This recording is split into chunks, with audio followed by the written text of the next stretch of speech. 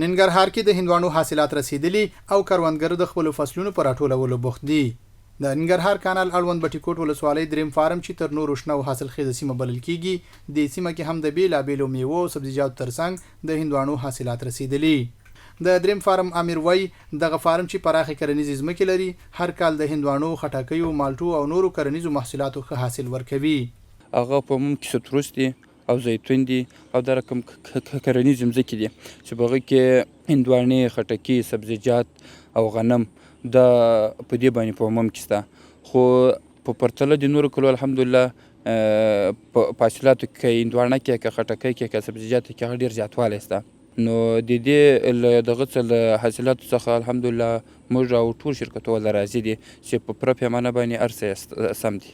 کروندګر له اړونده ادارو غواړي چې د اصلاح شویو تخمونو، سرې او بازار موندنې په برخه کې دي لا ډېرې اسانتیاوې ورته برابرې کړي تر څو د دوی حاصلات په ښه بیه وپلورل شي او د کرنې سکتور پیاوړی شي.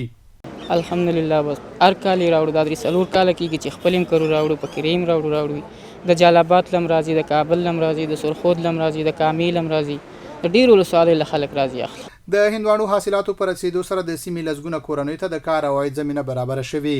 د بټي ولسوالۍ اړوند د جلال آباد تورخم لویې لارې پر غاړه هم د هندواڼو د پلور ګڼ مرکزونه جوړ شوي چې نه یوازې سیمه ییز خلک بلکې له لرې سیمو راغلي مسافر هم ترې تازه هندواڼې اخلي.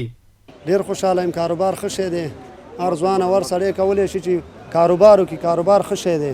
پوه موږ دلته دیکانیان هندواڼه راوړي، زه 10-15-20 موټرو پورې مال اخلم، ګردیز، کابل، غزنی، جلال آباد، د هر ځای ته زما لیږم او ډېر خوښ یم.